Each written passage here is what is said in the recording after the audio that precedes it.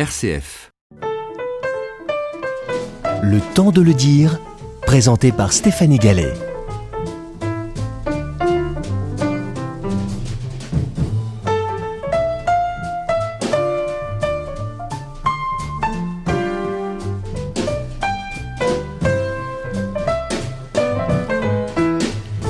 Bonjour à tous, c'est le temps de le dire. Après l'attaque ratée du Thalys vendredi dernier, nous nous interrogeons aujourd'hui sur la lutte contre le terrorisme avec une question, la sécurité à quel prix ?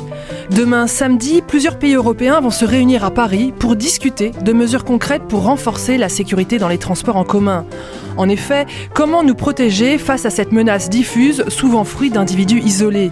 Depuis une semaine, cette question est partout, mais les réponses sont complexes et comme souvent, il faut se méfier de l'apparente simplicité des choses. Ces réponses, elles portent sur la surveillance des réseaux islamistes, l'organisation du renseignement français, la sécurisation des espaces publics et plus particulièrement des transports en commun, mais elles interrogent aussi notre confort quotidien, le respect des libertés individuelles et des principes démocratiques. Quelles concessions sommes-nous prêts à faire ? Comment ne pas sombrer dans la psychose ? Et vivre avec le soupçon généralisé. Quels signaux envoyer à ceux qui ont décidé de s'en prendre aux valeurs de la France et à ses citoyens ? Face au risque d'attentat, la sécurité jusqu'où ? C'est le thème de notre émission. Alors comme tous les jours, vous avez la parole. Vos questions, réflexions et analyses sont les bienvenues. Nous vous attendons au 04 72 38 20 23.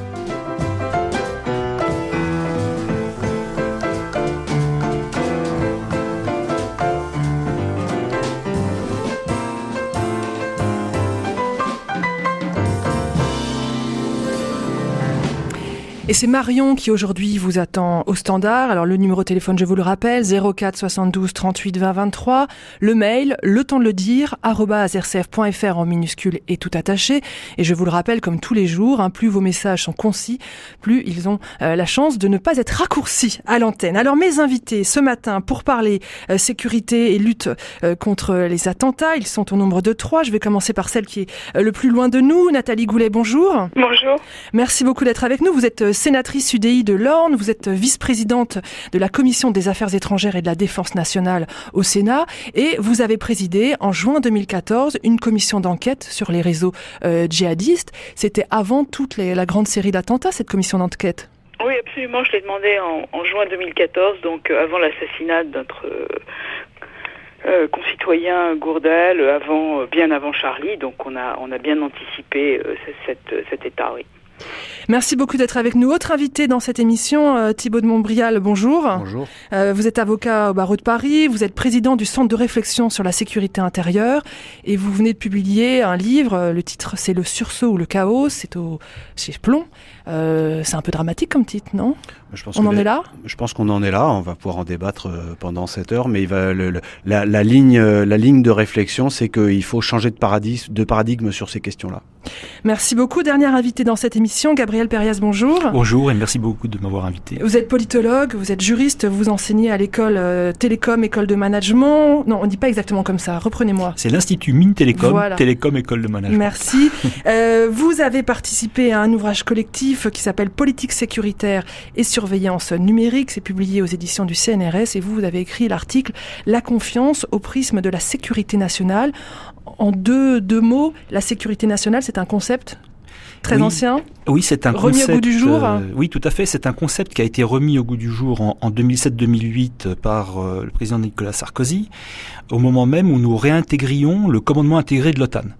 Chose que nous avions quittée, une structure que nous avions quittée en 1966. Et cela a impliqué une restructuration complète de notre appareil sécuritaire, de l'ensemble de l'État. Ou par exemple, on a mis la gendarmerie sous contrôle du ministère de l'Intérieur. On a créé des structures intermédiaires qui n'existaient pas auparavant, comme le secrétariat à la Défense et à la Sécurité nationale. Nous avons créé tout un ensemble de structures dont la gestion échappe très souvent aux citoyens. Merci beaucoup. Donc 3 invités, Gabriel Perias, Thibaut de Montbrial et Nathalie Goulet. Le temps de le dire.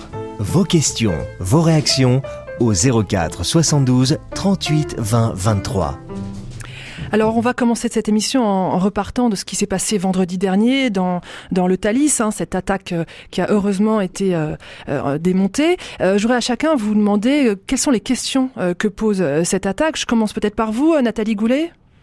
Écoutez, elle en pose beaucoup. Si vous voulez, à chaud, c'était comment on peut monter dans un train armé jusqu'aux dents, pourquoi le personnel n'était pas formé, comment on peut surveiller les bagages. Et ça, c'est à chaud. Comment quelqu'un qui a une fiche S peut passer autant de frontières et circuler librement. Bon, alors ça sont les questions, évidemment, qu'on peut se poser. Thibault de Montbrial, d'autres questions pour vous ? Alors d'abord, c'est tout sauf une surprise. Mais vraiment tout sauf une surprise. Ça nous invite à réfléchir maintenant de façon très très concrète et rapidement. D'abord sur la chance qu'on a eue, on y reviendra peut-être, mais aujourd'hui avec un tout petit peu de malchance, on pourrait avoir dépassé les 500 morts sur au moins 3 actes depuis le mois de janvier dernier. La chance ne durera pas toujours, il faut pas la forcer, il faut savoir s'adapter avant que les 500 ou 800 morts nous y obligent. Et ensuite, bien sûr, ça m'inspire un certain nombre de choses dont on parlera en termes de mesures immédiates, mais ce que je voudrais dire peut-être, ce qui m'a le paradoxalement le plus rassuré, alors le terme va peut-être surprendre vos auditeurs, c'est que comme parmi les vecteurs de chance de ce qui s'est passé vendredi, c'est que l'échec de l'attentat est dû à une intervention citoyenne, de citoyens français et de citoyens américains, mais ça a invité... Et britannique, pardon, bien sûr. Ça a invité chacun, les politiques, les médias, à réfléchir depuis... Et même chacun d'entre nous. Et chacun d'entre nous, mais dans la sphère citoyenne, il y avait déjà des gens qui réfléchissaient. Mais ça a incité chacun à réfléchir et à dire que l'État ne peut pas tout et qu'il y a peut-être aussi un moment où chacune et chacun d'entre nous devons assumer notre part dans ce combat. Gabriel Périès, qu'est-ce que vous auriez envie de dire ? Je crois que ce qu'il vient de dire est très important en effet. Nous devons en effet être susceptibles et capables et avoir les capacités d'une intervention comme M. Montbrial l'a dit, tout à fait autonome pour faire face rapidement à une situation de crise en essayant de ne pas avoir peur. C'est-à-dire que tout le monde doit prendre des cours d'autodéfense ? Non, mais il faut savoir à un moment intervenir. Mais en même temps, ce que ça pose comme question, et là la question, je rebondis un petit peu là-dessus, là c'est à l'échelle individuelle, sur le comportement dans la situation immédiate, c'est quel type d'organisation de l'État, quel type d'ennemi nous sommes en train de combattre, et pourquoi la France, aujourd'hui, se trouve particulièrement impliquée dans certains endroits dans le monde, du globe, en train de faire la guerre, où il y a très peu d'informations sur ce qu'il se passe réellement sur le terrain, notre intervention en Irak. Pourquoi sommes-nous intervenus aujourd'hui en Irak alors que, par exemple, le président Chirac avait refusé d'intervenir ? Qu'est-ce qu'il s'est passé entre cette période et la nouvelle ? Quelles sont nos implications à l'échelle internationale et nos responsabilités ? Alors justement, vous parlez de cette menace. Je voudrais qu'on essaye de caractériser cette menace avant d'aborder le problème de la réponse aux menaces terroristes. Quelle est cette menace ? Comment est-ce que vous la percevez, Thibault de Montbrial ? Et puis après, je donnerai la parole à Nathalie Goulet. La menace est perceptible depuis au moins 2 ans pour une raison très simple, c'est qu'elle est annoncée. On n'est pas dans le cadre d'une menace... Il n'y a pas eu de surprise. Il n'y a aucune surprise. Ça fait des années maintenant, ça fait au moins 2 ans, que sur les réseaux sociaux, quasiment tous les jours, l'État islamique et ses affiliés envoient des messages à destination d'un certain nombre de gens, dont la jeunesse européenne, pour leur demander soit de les rejoindre, soit de frapper en leur nom, de façon autonome, sans aucun lien organique, ou parfois avec des liens organiques, mais on y reviendra, sur nos territoires, sur le territoire des croisés, des impies, des mécréants, c'est-à-dire nous. Donc, les spécialistes qui écoutent ces messages qui ne sont tous sauf surpris. Les modes opératoires auxquels nous sommes actuellement confrontés sont des modes opératoires que tous les spécialistes ont anticipés, et je vais m'abstenir, mais je peux vous faire une liste au moins d'une demi-douzaine de types d'attentats qui sont appelés de leur vœu par les gens de l'État islamique sur Internet et qui n'ont pas encore eu lieu sur les territoires européens. Donc il faut arrêter de prendre l'air surpris à chaque fois que ça arrive, parce que pour les gens qui ne s'intéressent pas à ces questions, ça peut se comprendre, mais pour les gens qui s'y intéressent... Il y a des hommes politiques qui ont l'air surpris ? Je sais pas, moi je suis sidéré alors que les attentats dans les trains, dans les lieux publics, dans les hôtels, les restaurants, etc. sont modélisés, ont déjà eu lieu par le passé dans un certain nombre d'endroits dans le monde, par les mêmes gens. Je suis sidéré qu'on puisse encore être surpris, et de voir que la réponse c'est un numéro vert, ça me paraît totalement surréaliste. Nathalie Goulet, qu'est-ce que vous en pensez ? Non, écoutez, je crois que la créativité des terroristes est multiple et que, évidemment, on peut anticiper, mais si vous voulez, le risque zéro n'existe pas, mais la fatalité non plus. De là à dire qu'on pouvait prévoir l'affaire du Thalys, je crois que ça, c'est vraiment c'est pas acceptable. Peut-être pas l'affaire du Thalys, mais une affaire similaire. Non, mais de toute façon, l'ensemble des services est mobilisé.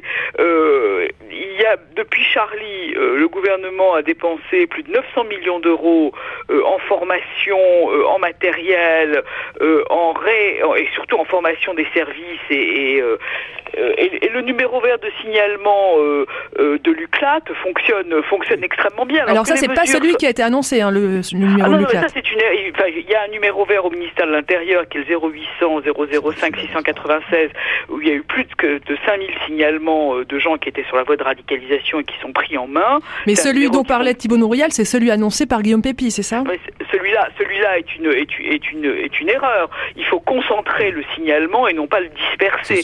Totalement d'accord. La menace, elle est d'autant pas nouvelle et d'autant moins nouvelle que quelqu'un comme moi, j'ai quand même bien anticipé ce genre de choses et en travaillant sur ces dossiers, vous savez très bien qu'on savait que les choses allaient arriver en masse sur le territoire. Et on vous a pris au sérieux dès le début? Oui, bien sûr qu'on a pris ça au sérieux dès le début, mais je pense qu'on est complètement dépassé par l'ampleur parce que sous le gouvernement précédent, il y a eu énormément de réduction des effectifs de police et de gendarmerie. Il y a eu plusieurs réformes de nos services de renseignement dont on ne peut pas dire qu'elles ont été bénéfiques. Il y a un travail des services de renseignement qui est parfois en tuyau d'orgue, il faut quand même le reconnaître. Et les autres invités acquiescent. Hein. Voilà. Et il y a une menace polymorphe, massive, à laquelle il faut réagir. Et on a l'impression, je comprends très bien ce que dit Monsieur de Montbrial, c'est pas la première fois qu'on se côtoie. On a l'impression d'être sur le Titanic à la louche, mais en même temps, la menace est tellement polymorphe et tellement diffuse on fait ce qu'on peut. Que c'est très extrêmement difficile de tout faire en même temps et surtout de tout annoncer parce qu'il y a beaucoup de mesures qui sont prises et qui font l'objet d'aucune communication. Alors une précision de Thibault Nourial rapide et puis après la parole à Gabriel Péries. D'un point, quand je parlais des gens qui éventuellement avaient des réactions qui me paraissaient un petit peu surprenantes, je parlais de tout sauf de Madame Goulet que je salue et dont je sais qu'elle fait partie des premières dans le personnel politique français à avoir pris la mesure de ce qui était en train de se passer et elle a pris l'initiative, comme elle l'a rappelé tout à l'heure, d'une commission d'enquête à l'époque où ça n'était pas quelque chose qui était couramment dans le débat public. Donc Madame Goulet, vous le savez, vous n'êtes pas du tout en cause dans ce que je dis, premièrement. Deuxièmement, c'est précisément parce que, et vous venez de le rappeler, on est face à une menace d'une ampleur que beaucoup ne pouvaient pas imaginer il y a encore quelques mois, qu'il faut casser les schémas de réflexion. On va rentrer tout à l'heure dans d'éventuelles propositions. Sans y rentrer à la seconde, je peux juste dire, peut-être pour mettre l'eau à la bouche de vos auditeurs, que je rencontre depuis quelque temps un certain nombre de personnages publics qui sont aux affaires ou qui sont destinés à y retourner un jour ou l'autre, et que moi je propose des mesures dont on me dit mais on peut pas faire des choses comme ça, vous vous rendez compte, etc. Mais moi je pense qu'il vaut mieux les faire avant des drames qui sont inéluctables. De 9h à 10h, c'est le temps de le dire sur RCF. C'est le temps de le dire, vous n'hésitez pas à intervenir dans cette émission, ne soyez pas timide, je vous rappelle le numéro de téléphone 04 72 38 20 23, 04 72 38 20 23 et le mail letempsdeledire@rcf.fr. C'est Marion qui vous attend au standard. Je me retourne vers vous, Gabriel Péries, est-ce que vous êtes d'accord avec l'analyse des risques qui vient d'être fait par vos deux entreparleurs, comme on dit au Québec? Certes, oui, en partie, je suis en partie d'accord. C'est vrai que dans le rapport tactique, c'est-à-dire à l'échelle locale et par rapport à l'événement, évidemment, il faut savoir réagir. Mais il faut aussi s'interroger, qu'est-ce qui se passe au niveau stratégique? C'est-à-dire, il ne peut pas y avoir de bonne tactique s'il n'y a pas de bonne stratégie. Ou sinon, on commet une grosse erreur. Or, d'un point de vue stratégique, le problème ne part pas depuis la crise de Charlie. Les lois sécuritaires de lutte contre le terrorisme sont discutées depuis plus de 2 ans avant. Les lois sur le renseignement, idem. On est en train de créer en même temps... C'est ce que disait Nathalie Goulet en disant que Nicolas Sarkozy avait fait pas mal de réformes, peut-être pas forcément judicieuses, mais là-dessus. Mais par exemple aussi, on a fait la guerre à un pays qui s'appelle la Libye, on a détruit un État, et le résultat, c'est que nous nous retrouvons devant des populations complètement explosé déjà à partir de ce moment-là. Qui a décidé de faire la guerre contre la Libye ? Qui a décidé de faire éclater un État comme l'Irak, qui devient un lieu où justement il n'y a plus de capacité réelle de structuration d'un appareil d'État défensif ? Alors je crois que Nathalie Goulet veut réagir. 15 secondes sur ce qui vient d'être dit. Je vous renvoie à l'excellent livre de Gaël Minassian sur les zones grises. On a créé des zones sans gouvernance. Alors, une seconde, parce que il faut vraiment qu'on reprenne l'aspect international qui m'est cher, c'est que chaque fois dans l'histoire que Bagdad a été détruit, la carte du Moyen-Orient a été redessinée. Or, non seulement on n'a plus d'État irakien,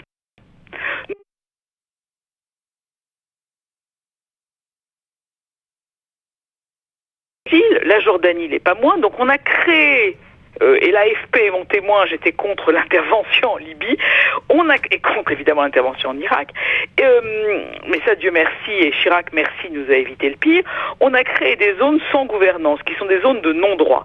Ces zones de non-droit, on les retrouve dans ces États, mais on les retrouve aussi dans nos banlieues, c'est-à-dire des endroits où la police ou la gendarmerie ne veut même plus rentrer. Donc si vous voulez, on a une perte de ce lien citoyen dont il faudra reparler, et parmi les choses dont on n'a pas parlé, parmi les choses qui fâchent, nous avons dû, avec mes collègues de l'UMP, dans le cadre de la commission d'enquête que j'ai présidée, faire une contribution divergente, parce que nous considérons que si nous ne mettons pas l'accent sur l'organisation et le contrôle de l'islam de France, est-ce qu'il faut que l'État intervienne, etc., qu'on en discute. La deuxième chose, c'est les financements.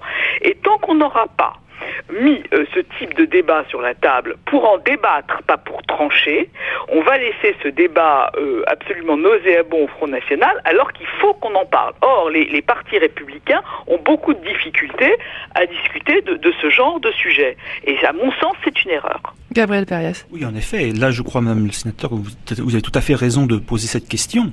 Mais en même temps, moi, en tant que politologue et en tant que spécialiste des relations internationales aussi, je me pose, et aussi de certaines normatives qui fonctionnent à l'échelle internationale, c'est de voir aussi, par exemple, que nous sommes en train d'intervenir en Mauritanie. Nous savons que la Mauritanie a un rôle stratégique très important, puisqu'il y a toute une partie de la cocaïne qui remonte de l'Amérique latine, qui passe par le port de Lomé, par tous les ports de l'Afrique occidentale, et qui remonte au Maroc, et qui ensuite débarque. Allez pas trop loin quand même. Mais c'est très important, puisque ce qui risque là, c'est que Al-Qaïda et Daesh risquent une farcisation de la région, c'est-à-dire trouver de l'argent dans le désert. Mais n'oublions pas que l'argent de la drogue se paye en dollars. Ça ne se paye pas en livres sterling, ça ne se paye pas en roubles, c'est payé en dollars. Et il y a toute une série de structures. Qui a créé Al-Qaïda ? Qui a déstabilisé la Libye ? Quand avons-nous réintégré le commandement intégré de l'OTAN pour retransformer complètement notre appareil d'État sur le plan du renseignement et de l'action ? Thibault de Montbrial. Pour compléter ce qu'a dit Madame le sénateur Goulet sur la question notamment de la confiscation d'un certain nombre de questions débattues par le Front National, je pense que en deux mots, si on remonte au péché originel pour nous, pour comprendre ce qui nous arrive, je suis plus moi dans les conséquences sur le territoire français. Oui, on va y revenir. J'aimerais qu'on reste sur le territoire français en sachant que c'est très important. En ayant naturellement une claire conscience, et je l'ai écrit dans mon livre, des origines étrangères de ce qui nous arrive. Mais le péché originel en France, il est double. C'est ce que j'appelle les 40 années de lâcheté et de renoncement, y compris d'ailleurs d'une grande partie de notre classe politique et notamment des élus locaux. C'est que, au début des années 80, à l'initiative pour des raisons tactiques de François Mitterrand et de la gauche, mais les autres partis se sont laissés prendre au piège. On a abandonné un débat essentiel sur ces questions et notamment sur la question au sens large de l'identité de notre pays au Front National. Ensuite, à chaque fois qu'on a voulu la remettre dans le débat dans les partis républicains, il y avait une stigmatisation systématique en disant mais c'est nauséabond d'aller parler des questions qui sont des questions prises en charge par le Front National. Je vous renvoie à l'émission de mardi sur La Nation. Le résultat, juste pour terminer sur cette présentation rapide des origines pour moi, c'est qu'aujourd'hui on est dans une situation où la France a encore du mal, notamment ses élites, à voir à quel point notre pays est fragmenté par le communautarisme, et ces zones de non-droit que Mme Goulet, dont Mme Goulet rappelait l'existence à juste titre tout à l'heure, elles en sont la conséquence, et elles sont le terreau de l'infanterie de l'État islamique en France, qui est ces jeunes et qui sont manipulés à distance, mais qui sont des victimes consentantes. Hein. Moi, je suis pas du tout pour la thèse de la victimisation des gens qui nous attaquent. Mais malheureusement, et j'ai terminé sur ce point, malheureusement, il y a quelques milliers de gens capables de passer à l'acte, mais je le dis, je le répète et je l'affirme. C'est une minorité parmi toute la jeunesse. Oui, sauf que je finis ma phrase. Il y a plusieurs dizaines de milliers de gens qui sont des forts sympathisants, des soutiens logistiques, et qui, si jamais on arrivait à des drames successifs, à mon avis, seraient des gens capables de prendre les armes contre nous. Gabriel Périès. Oui, moi je réagis là, encore une fois dans mon domaine, la question d'identité nationale. Ça, c'est très particulier. Le fameux débat identitaire. Souvenez-vous, lorsque Nicolas Sarkozy, justement après cette procédure d'intégration dans le commandement intégré de l'OTAN, ce retour, lance le débat sur l'identité nationale. Très rapidement, ça polarise la société entre ceux qui ont la bonne identité et ceux qui ont la mauvaise identité. C'est-à-dire qu'on rentre dans la logique ami-ennemi. Et on a une montée du Front National qui est conséquente. Le même débat avait été organisé dans les années 70 dans le cadre de l'application de la doctrine de la sécurité nationale dans certains pays d'Amérique latine. Et là, je vais peut-être poser un débat. Mais on ne va pas faire ce débat-là aujourd'hui. Vous pouvez l'évoquer, mais ça ne sera pas le cœur de l'émission. Mais on a créé la même polarisation. Par exemple, en Argentine, les officiers ont lancé le débat sur qu'est-ce que l'identité nationale argentine dans le cadre de ce qui se passait pendant la guerre froide. Et l'identité nationale, c'était d'être apostolique, romain, catholique, apostolique et romain et anti-marxiste. On referme la parenthèse, s'il vous plaît. Je voudrais qu'on se reconcentre sur le territoire hexagonal et qu'on crée l'ennemi. Oui, non, mais bien ça, j'ai bien compris le raisonnement, mais voilà, mais qu'on se concentre sur le territoire hexagonal aujourd'hui et sur les réponses à apporter à cette menace terroriste que vous avez clairement définie. La polémique a beaucoup porté et porte toujours sur les services de sécurité en France, services secrets. Est-ce qu'ils ont bien fait leur travail? Est-ce qu'ils n'ont pas failli? On a beaucoup parlé de cette fameuse fiche S, et Nathalie Goulet, quand on a préparé l'émission, vous m'avez dit qu'il faut faire un peu de pédagogie sur les fiches S. Alors expliquez-nous. Oui, en deux mots, parce que lorsque vos collègues journalistes parlent des fiches S, lorsque l'on sait que Mera, Nemouche, Koulibaly, Kouachi, Silid Ahmed Glam et tous les autres, et le dernier acteur du Thalys avait été fiché au terme de cette fiche de sécurité du territoire, on a le sentiment que nos services ont failli, puisqu'on se dit, mais enfin, ils avaient une fiche et finalement, notamment dans l'affaire Mera et les autres, ils ont commis l'irréparable. Or, la fiche S est un document de travail, ce n'est pas un fichier. Donc, soit on arrête d'en parler. C'est qu'un document de travail, mais elles sont quand même bien rangées au même endroit, j'imagine. Pardon ? Vous me dites que c'est qu'un document de travail, c'est pas un fichier, mais on imagine qu'elles sont bien réunies dans un endroit... Oui, mais simplement le problème, c'est que leur durée de vie est 2 ans. Or, il faut transformer ces fichiers en véritables fichiers opérationnels ou ne plus en parler. Parce que vous comprenez bien la difficulté qu'ont nos concitoyens. À chaque fois qu'on a un drame pareil, on dit finalement on le connaissait, il avait une fiche S. Oui, mais enfin la fiche S, c'est pas un document utile, c'est un document de travail. En fait, c'est un pseudo-outil, c'est ça ? C'est un outil des services. Mais c'est pas un fichier. Donc nous, on avait demandé dans le cadre de notre commission d'enquête à ce que les gens qui ont eu des liens directs ou indirects avec le terrorisme soient fichés sur un fichier permanent, pérenne, sur la base du fichier des délinquants sexuels. Ça, c'est clair, c'est net. La CNIL y met son nez, la loi intervient et on crée ce fichier qui est un fichier pérenne. Aujourd'hui, il n'existe pas. Non. Dont nous pourrons échanger les données avec nos collègues européens, ce qui sera quand même une très bonne nouvelle. Et il faut arrêter avec la politique de bisounours. On a besoin de ce fichier, il faut le faire absolument. Thibault de Montbrial, sur la fiche S, je crois que vous vouliez réagir. Oui, sur le fichier que Mme Goulet et sa commission ont demandé de leur vœu, je suis à 10 000% d'accord, donc je ne rajoute rien, pas mieux. Sur la fiche S, j'ajoute un point, et il y a eu beaucoup de confusion ce week-end, et depuis le début de la semaine, parce que beaucoup de gens n'ont pas compris dans les médias et donc dans l'opinion publique que la fiche S, être sur une fiche S ne signifie pas forcément que les autorisés savent où vous êtes. En l'occurrence, Al-Qahtani était signalé par les Espagnols comme étant potentiellement dangereux pour la sécurité nationale, mais tant qu'ils n'étaient pas contrôlés sur le territoire, où je vous rappelle quand même qu'il y a une libre circulation dans l'espace Schengen, tant que les gens ne sont pas contrôlés, c'est-à-dire tant qu'il n'y a pas soit un contrôle d'identité, soit un contrôle automobile, soit un point de passage pour sortir de l'espace Schengen, donc en clair dans un aéroport, tant qu'on n'est pas dans ces trois cas-là, vous pouvez circuler 4 ans, 5 ans, 6 ans sans être logé, comme disent les services, parce que pour être logé, il faut d'abord qu'il y ait un point de contact. Gabriel Pérez, sur cette fiche S et sur ce sur fichier. La fiche S, c'est intéressant, en effet, c'est une fiche de renseignement, comme a dit Maître Montbrial. En effet, c'est une fiche de pur renseignement, qui n'a aucune conséquence sur la capacité d'action. Et c'est une fiche de renseignement.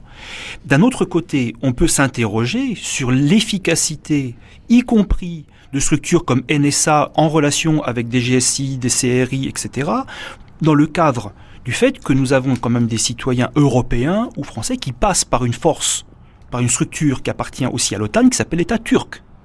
Et on peut se poser la question de savoir comment se fait-il qu'on n'arrive pas à coordonner par le canal du commandement intégré de l'OTAN, alors que c'est lui qui définit aujourd'hui à travers ces Je vais vous donner la parole, Nathalie Goulet. Comment se fait-il qu'il ne peut pas y avoir de coordination réelle sur le terrain pour savoir qui rentre et qui sort d'une force de l'OTAN, c'est-à-dire la Turquie? Nathalie Goulet. J'ai fait partie commis un rapport à ce sujet sur le financement du terrorisme. Je crois que vous ne pouvez pas mettre le temps à toutes les sauces. Alors on travaille évidemment sur le terrorisme, mais pour ce qui concerne la Turquie, on y a fait plusieurs passages, on a été visiter les camps de réfugiés, etc. Bon, la Turquie avec 50 Il n'y a pas de problème avec la Turquie ?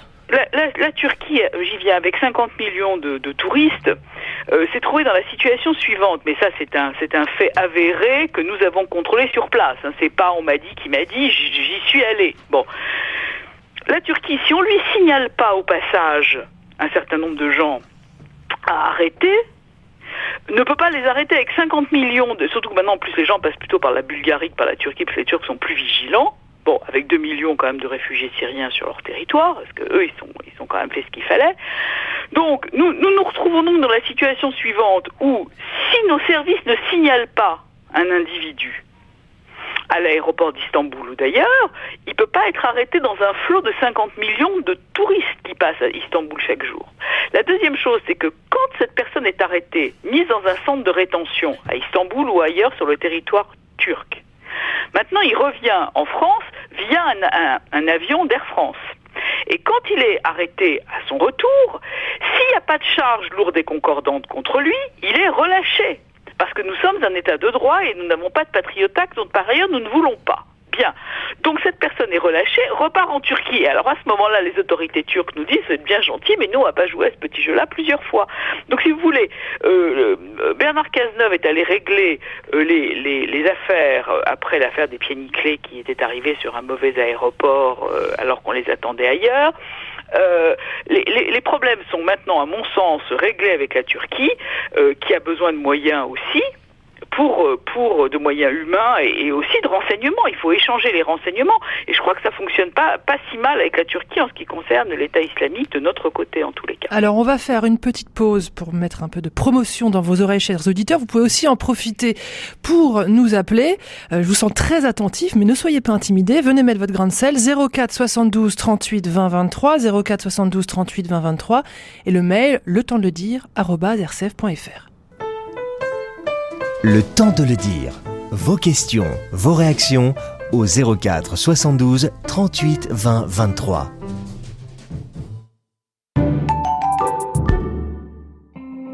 Chaque après-midi, préparez-vous au voyage avec la Bible nomade. Jacques Neuvière nous invite à arpenter les chemins de la Bible. Tel un explorateur, il nous raconte ses découvertes et nous propose une lecture savoureuse et originale. La Bible nomade, une coproduction Bayard Presse et RCF, du lundi au vendredi à 15h15. Le samedi soir, c'est nouveau, c'est classique. Chaque semaine, pendant 1 heure, partez à la rencontre d'un compositeur, d'une ville ou d'un pays, d'une œuvre, d'un artiste ou d'un instrument, en laissant la part belle à la musique et bien sûr, une place de choix à la nouveauté. C'est nouveau, c'est classique, tous les samedis à 23h sur RCF. Retour dans cette émission, le temps de le dire. Ce matin, nous parlons de sécurité face à la menace terroriste. Vous savez, il y a une semaine, il y a eu un attentat déjoué dans le train Thalys. Mes invités ce matin pour réfléchir avec nous aux mesures nécessaires face à cette menace terroriste. Il y a Nathalie Goulet, qui est sénatrice UDI de l'Orne, qui est vice-présidente de la Commission des Affaires étrangères et de la Défense nationale au Sénat, et elle a présidé une commission d'enquête sur les réseaux djihadistes. Il y a également Thibaut de Montbrial, qui est avocat à Paris, président du Centre de réflexion sur la sécurité intérieure et auteur du livre Le sursaut ou le chaos, c'est chez Plomb.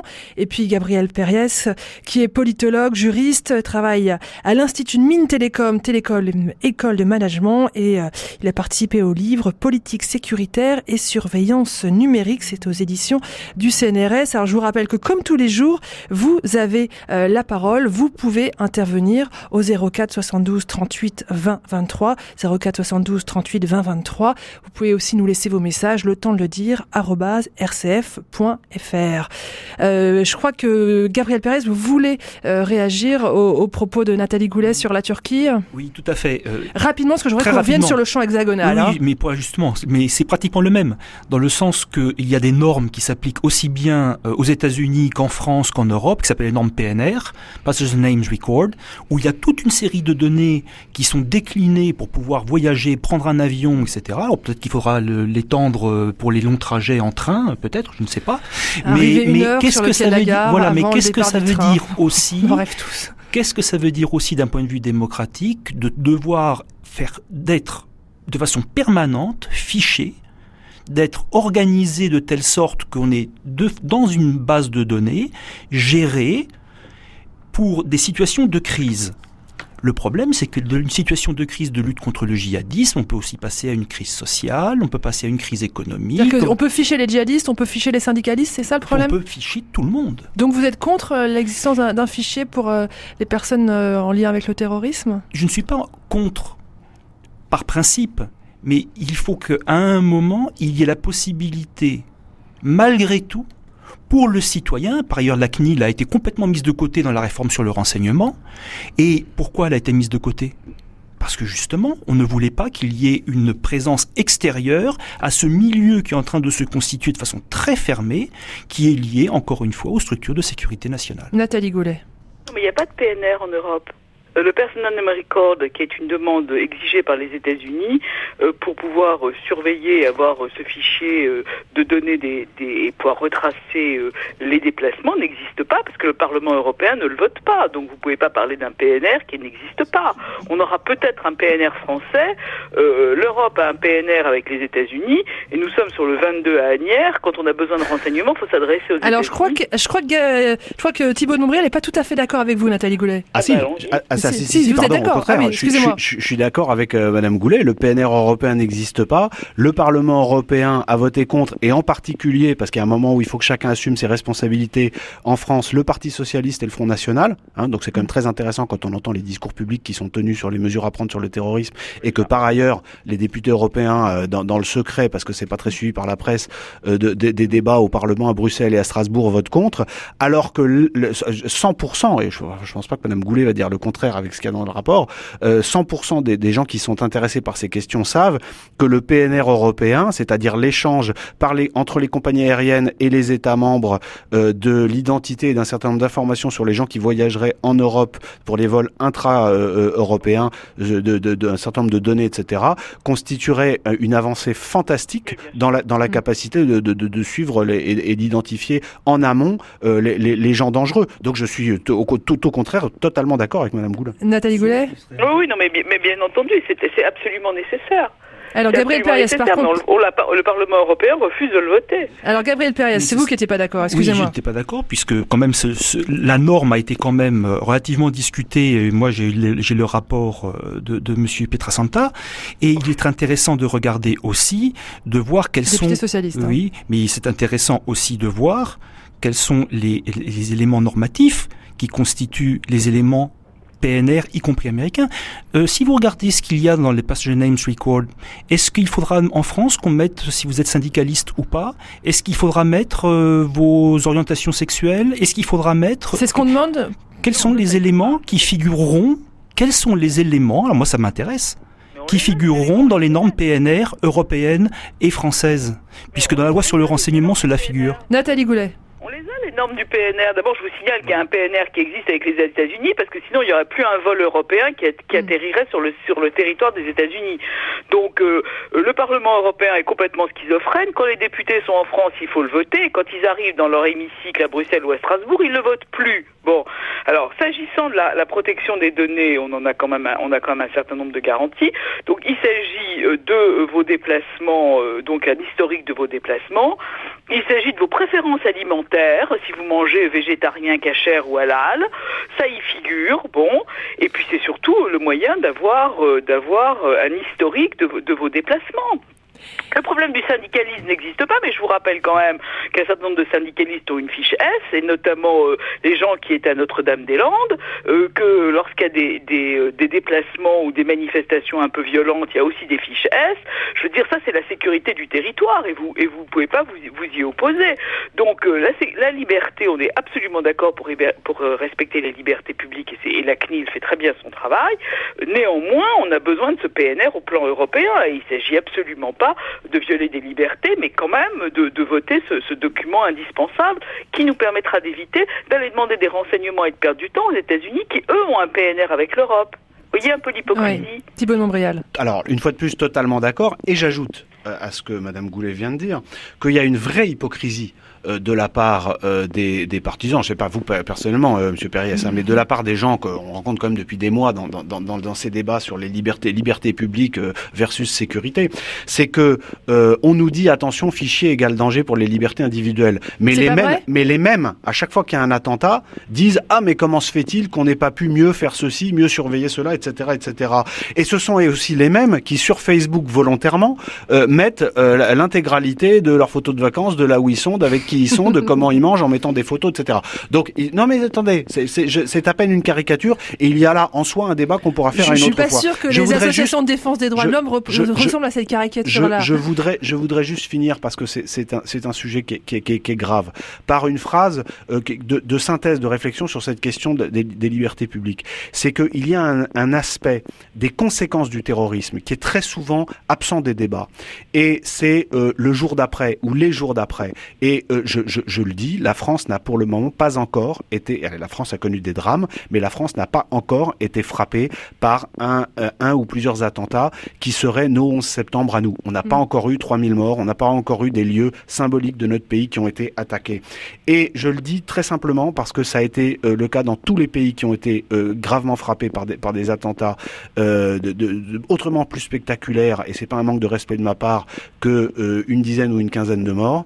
C'est que dans les jours et les semaines qui ont suivi, il y a eu des conséquences économiques directes. C'est-à-dire que les gens avaient toujours le droit de circuler, mais ils ne circulaient plus. Les gens avaient toujours le droit d'aller travailler, mais s'il fallait faire 50 km en train pour le faire, ils ne le faisaient plus. C'est une forme d'autocensure, en fait. Donc, ça veut dire que la liberté que l'on peut exercer n'a de sens que si on est en sécurité pour le faire. Il ne faut pas opposer sécurité et liberté, l'un est le préalable de l'autre. Gabriel Périès. Alors là, je m'adresserai à l'avocat. Si vous lisez la Convention européenne des droits de l'homme, vous prenez la condition d'emploi du concept de sécurité nationale. Eh ben, à chaque fois, c'est restrictif des libertés individuelles et collectives. Le problème, c'est qui définit la notion de sécurité nationale? Où ça? Si vous prenez la Convention de Genève de 1951, alors qu'on disait que c'était un concept nouveau selon Nicolas Sarkozy, et vous regardez la Convention, justement, comment s'utilise le concept de sécurité nationale d'un point de vue juridique, il n'y a aucune définition du contenu. Mais au nom de la sécurité nationale, on peut vous empêcher de déposer votre dossier devant la Cour du droit d'asile. Vous n'avez strictement aucune définition de ce concept-là qui devient dominant à l'intérieur de nos institutions de nature à gérer nos libertés. C'est-à-dire qu'on est dans un état d'exception latent. C'est ça, vous êtes en train de nous dire que dès qu'on parle de sécurité sécurité nationale, on outrepasse les représentants de la démocratie. C'est-à-dire qu'à un moment, il faut savoir qui va définir ce concept. Thibault de Montbrial. Alors, Nathalie Goulet, et puis après Thibault de Montbrial. Franchement, on a eu une réforme du renseignement après l'affaire Mera. parce que évidemment chacun avait bien constaté qu'il fallait une réforme, parce que quand même le plus gros raté de la Fichès et un des plus gros drames qu'on ait eu, c'est quand même cette affaire épouvantable. Les autres n'ont pas été plus joyeuses, mais celle-là était quand même d'une tragique, chacun s'en souvient. Bref, il y a une réforme du renseignement, on a renforcé la délégation parlementaire au renseignement, mais le renseignement et la sécurité de l'État ne peuvent pas être mises sur la table dans un débat public. La communauté du renseignement, et vous le savez tout à fait aussi bien que moi, est une communauté extrêmement fermée pour des raisons de sécurité évidentes. On peut pas. Mais la délégation au renseignement fonctionne extrêmement bien. Thibault de Montbrial, vous voulez rajouter ? Non, mais c'était à peu près ce que je voulais dire. Je vais pas prolonger le débat sur ce point. Je crois que Madame Goulet l'a dit. Il faut pas. Il y a parfois un fantasme sur le tout État et l'atteinte systématique aux libertés. Je veux juste dire une chose, c'est que je pense qu'il y a suffisamment une crise du politique en ce moment pour qu'il soit important que nos citoyens voient que nos élus et tous les gens qui réfléchissent à ces questions sont prêts à sortir un petit peu des sentiers battus usuels, parce que sinon, ce qui risque de se passer, c'est qu'il y aura un retour de balancier populaire, voire populiste, si on a une série de drames, et là, il y aura une pression de l'opinion publique qui sera notamment fondée par le fait que rien n'a été fait avant, pour exiger des choses qui, là, pour le coup, seront vraiment dangereuses pour les libertés fondamentales. Nathalie Goulet ? On a voté 15 lois antiterroristes en moins de 20 ans. Donc, d'un point de vue législatif, on n'a pas chômé. Après, il faut les appliquer. Puis alors, on revient à votre sujet.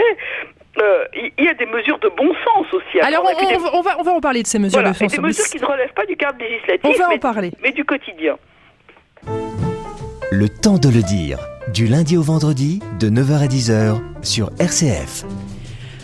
On continue cette émission, toujours en compagnie de la sénatrice Nathalie Goulet, de l'avocat Thibault de Montbrial et du chercheur Gabriel Péries. Et puis en votre compagnie, vous n'hésitez pas à intervenir 04 72 38 20 23. Alors avant de parler des réponses au terrorisme, un message de Marie qui est à Bordeaux.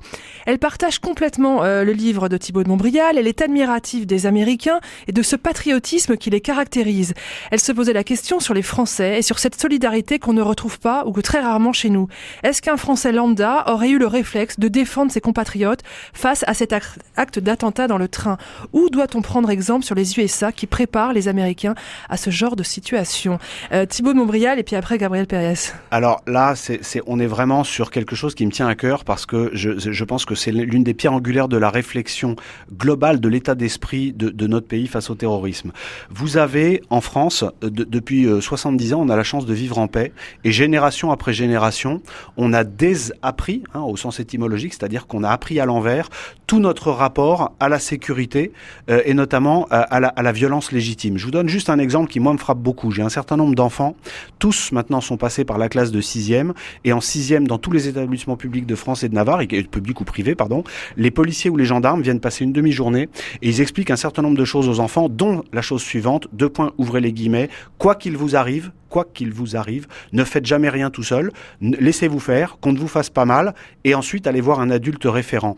C'est absurde. C'est quelque chose qui a, je sais pas quel mot mettre, éviscéré notre pays petit à petit, et fait qu'aujourd'hui, il y a eu des confusions totales sur autodéfense, légitime défense, vengeance, on confond avant, pendant, après. Moi, j'ai appris à mes enfants que pour leur téléphone portable, il fallait pas résister, mais que si, par exemple, des individus les emmenaient dans les toilettes pour leur faire du mal, et qu'il n'y avait pas de policiers à moins de 10 mètres, là, il faut résister par tous les moyens. Alors que dans les pays anglo-saxons, on apprend aux gens à compter sur eux-mêmes avant l'État. Aux États-Unis, dans un contexte certes différent, mais aux États-Unis, le FBI a cofinancé, la Homeland Security a cofinancé des vidéos qui s'appellent Run, Hide, Fight, qui sont des vidéos très pédagogiques, et j'en ai mis une en ligne sur mon compte Twitter hier ou avant-hier, qui apprennent en 5 minutes par un film de reconstitution hyper réaliste la conduite à tenir si vous êtes dans un lieu public et qu'il y a un tireur isolé qui arrive. Eh bien, ce sont des changements d'état d'esprit complets, et je pense qu'en France, les citoyens, mais aussi les médias, mais aussi beaucoup, les juges, doivent changer d'état d'esprit sur ces questions. On va venir dans un instant aux mesures que je préconise. Voilà en tout cas la réflexion préalable à l'exposé de ces mesures. Gabriel Péries. Oui, alors le modèle américain américain, c'est rigolo parce qu'ils tirent dans la population parce que il y a un jeune homme qui avait des problèmes dans son travail, il y a une libre circulation des armes, le nombre de morts qu'il y a aux États-Unis parce qu'on commence à tirer dans les foules, dans les cinémas, etc., dépasse très largement le nombre des victimes qu'il y a en France à cause du terrorisme. Bon, les États-Unis, pris comme modèle, sont assez curieux. Il y a certains points sur lesquels il faut les regarder. Et puis, 70 ans de paix, moi je rappellerai aussi que, je ne sais pas, c'est Guy Mollet qui envoie les paras sur la Casbah pour en finir avec le terrorisme, ça s'appelait la guerre d'Algérie, et ça a duré pas mal de temps. On a fait aussi la guerre en Indochine, et là-bas, par exemple, attendez, monsieur de Montbrial, nous avons aussi appris que dans les cours du Centre d'instruction de pacification et de contre-guérilla, il y avait la guerre psychologique et l'action psychologique. Et qu'est-ce que ça fait, la terreur ? La terreur fait fuir, la terreur fait se taire, la terreur fait adhérer. Et ça, vous le savez. Mais adhérer à quoi ? On n'en est pas encore là, quand même. Non, mais il y a certains discours qui commencent à y apparaître. Thibault de Montbrial, je vous sens... J'ai simplement dit que quand quelqu'un vient à 2 mètres de vous pour vous donner un grand point dans la figure, il faut pas demander temps mort, attendez, j'appelle la police, attendez, excusez-moi, je suis en attente. Il faut éviter le coup et lui en mettre 2 pour être sûr qu'il va pas se relever. Allez, je dis rien d'autre. Allez, juste, je voudrais qu'on parle... Oui, alors Nathalie Goulet. On va laisser les hommes débattre de non, il y a un point sur lequel on peut travailler, je pense, c'est quand même la formation à la fois des enfants mais aussi des adultes et puis des personnels multiples et variés, y compris dans les trains. C'est quand même la formation. Vous pouvez pas être un personnel du Thalys avec comme mission de servir un café et de commander un taxi et brusquement être apte à réagir à une mesure comme ça que vous attendez pas du tout. Donc je crois que là-dessus il faut vraiment travailler ensemble avec des spécialistes de la matière. Alors Nathalie Goulet, il faut quand même qu'on avance. Vous avez des propositions concrètes à faire pour essayer de faire reculer cette menace terroriste en France et que les gens ne vivent pas dans la peur et que se sentent un peu plus en sécurité.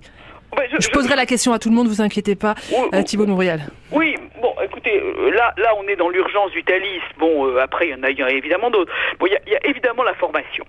Je crois que la formation à la fois des scolaires, des périscolaires, des personnels, tout ce qui est formation aux critères de radicalisation, et puis dans les trains, évidemment, améliorer les dispositifs de sécurité, de contrôle, les portiques sur les trains internationaux. Je crois pas du tout qu'on soit, comme en Chine, capable d'arriver 1 heure avant n'importe quel train, y compris les trains de banlieue, pour passer nos bagages à travers un portique. Je crois pas qu'on soit prêt à ça. Voilà. Bon, mais en revanche, avoir un personnel prêt et formé, ça me semble assez important. Et puis centraliser les signalements, les numéros verts, la vidéosurveillance dans les gares et les trains, puis améliorer et former et coordonner la police des transports parce qu'elle existe. Donc on a beaucoup d'éléments qui existent. Il faut simplement les rendre plus performants, je pense. Thibault de Montbrial. Alors, je concentre mon propos sur la sécurité immédiate dans les lieux publics, etc. Je suis tout à fait conscient. Et au niveau géopolitique, c'est beaucoup plus large. Évidemment, et de lutte contre la radicalisation. On est d'accord. Simplement, c'est pas votre question. Je pense que il faut s'adapter à une situation nouvelle, mais qui n'est pas nouvelle dans d'autres pays. On sait très bien aujourd'hui que quand un individu ou des individus arrivent armés dans un lieu public, train ou pas train, j'élargis très largement à tous les lieux publics. Si il n'y a pas de gens sur place qui sont capables de riposter, les primo-intervenants policiers ou militaires qui vont arriver vont mettre au minimum... Donc la chance du Thalys, c'est d'avoir des types qui revenaient d'Afghanistan oui, mais la chance, c'est que les policiers ou des militaires arrivent, c'est 3, 4, 5 minutes. 3, 4, 5 minutes, chacun a bien compris les dégâts qui peuvent être faits entre-temps.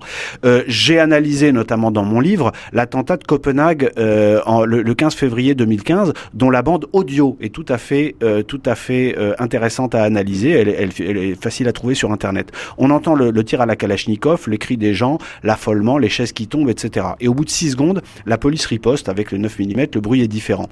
Et au bout de 3 secondes, encore, d'échange de coups de feu, le terroriste s'en va. Il s'en va pourquoi ? Il a tué 4 ou 5 personnes, il peut plus continuer, il va ailleurs, et puis il finira par être tué par la police danoise. Je vais être trivial, il faut mettre des flics partout ? Non, justement, j'ai une chose, moi j'ai 2 propositions. La première ne coûte rien. C'est juste un changement d'état d'esprit. Et comme disait Madame Goulet tout à l'heure, il y a des mesures qui n'ont pas besoin d'être votées. Celle-là, ça consisterait à demander à tous les gens qui sont légalement habilités à être armés quand ils sont en service, donc on considère qu'ils ont la capacité pour porter une arme, à la porter également lorsqu'ils sont hors service. Et vous auriez mécaniquement, dans les trains, dans les métros, dans les restaurants, dans les cinémas, des policiers, des gendarmes, des militaires qui seraient en famille, qui seraient habillés en civil, qui seraient pas du tout identifiables et qui seraient armés. Ce qui fait que s'il arrive quelque chose... Ça fait plus d'armes en circulation dans notre pays, non ? Mais ça fait surtout plus de gens capables de riposter. Les armes en circulation chez les ennemis, elles y sont. Donc la question, c'est de savoir si nous on s'y met ou si on se laisse tuer. Donc les gens qui seraient dans les lieux publics capables de riposter immédiatement ça augmenterait de quelques pourcentages la chance. Bien sûr, il n'y aura pas à chaque fois des gens armés dans les endroits où ça arrivera, mais au moins ce seraient des mesures pragmatiques pour que on puisse riposter. Et la deuxième mesure d'un mot, c'est qu'il faut étendre dans des conditions évidemment organisées par l'administration, mais étendre le droit de porter les armes à des gens qui sont soit des réservistes de certains services, soit des sociétés privées agréées. Et j'ai vu que M. Le Drian avait engagé une réflexion sur l'évolution du statut d'un certain nombre de sociétés militaires privées. Je ne connais pas encore le détail de l'évolution de cette réflexion, mais j'espère que ça permettra à terme d'avoir des sociétés composées par des gens évidemment sérieux, d'être armés, pour une raison très simple, c'est que ça va soulager les missions de l'armée, les missions des CRS qui sont exsangues. L'armée, le général de Villiers a dit l'autre jour au Sénat, au mois de mai, à quel point l'opération Sentinelle grevait d'autres missions qui étaient importantes. Eh bien, il faut, je pense, réorganiser tout ça. Mais pour ça, il faut casser les tabous et il faut réfléchir in concreto face à la menace réelle et peut-être sortir un peu d'un monde qui est maintenant derrière nous. Gabriel Périès. Oui, le monde est derrière nous, c'est-à-dire que la démocratie serait derrière nous. Bon, on peut le dire comme ça aussi.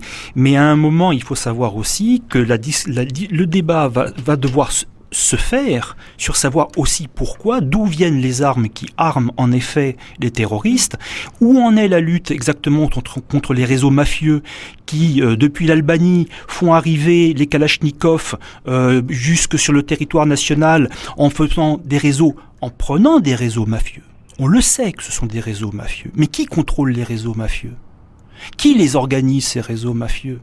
On en a connu dans le temps et dans l'espace. Monsieur de Montbrial remontait à 70 ans. On a connu des réseaux mafieux, même organisés parfois pour organiser des opérations noires depuis la guerre d'Indochine jusqu'en Amérique latine. On a connu des affaires de réseaux. Restez en 2015. Oui, mais 2015, c'est-à-dire qu'on est tributaire aussi d'une histoire. On n'apparaît pas comme ça du jour au lendemain. Et aussi, tout à l'heure, on parlait de la question justement des parlementaires sous la Ve République. Mais quel est le rôle du Parlement sous la Ve République par rapport au pouvoir qu'a effectivement tout l'appareil de l'exécutif ? Le président de la République est chef des forces armées, premier magistrat de France, il a une possibilité énorme. Est-ce que les Français connaissent la structuration exacte de l'état-major particulier du président de la République ? Qui le dirige aujourd'hui ? Comment est-il organisé ? Vous encouragez les auditeurs à s'informer, à toujours s'informer ? Absolument.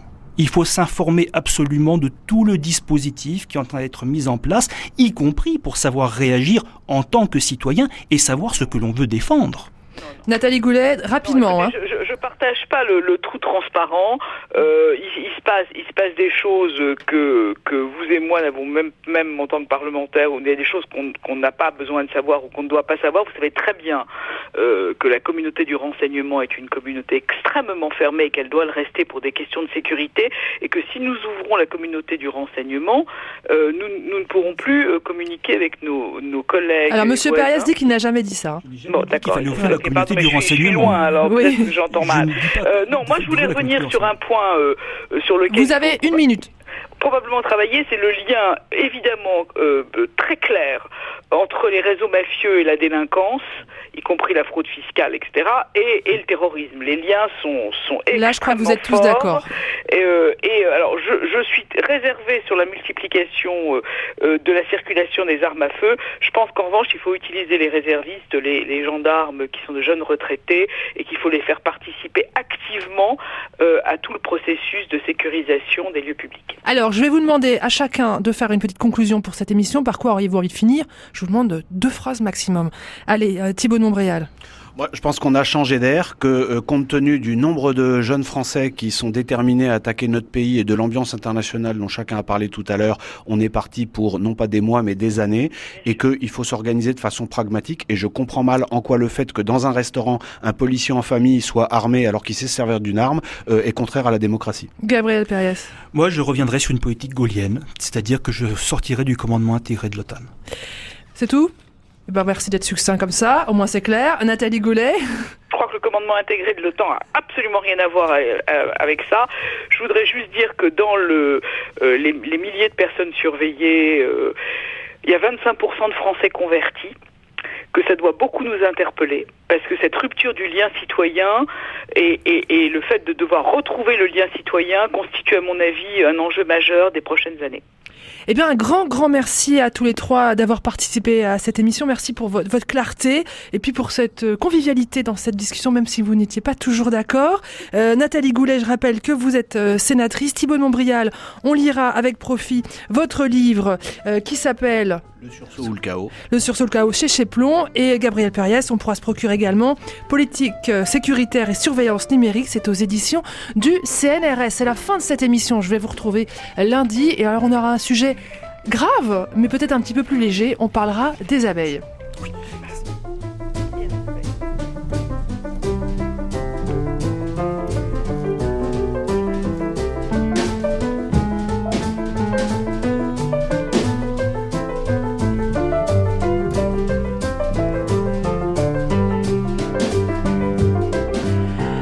Olivier Tonnelier, vous êtes prêt ? Je suis prêt. Bonjour Stéphanie, bonjour à tous. Je sens que ça va faire du bien de vous rejoindre après cette émission sur un sujet quand même dur. Ça fait toujours du bien de me rejoindre, donc je pense qu'il faut aller sachez-le. jardiner.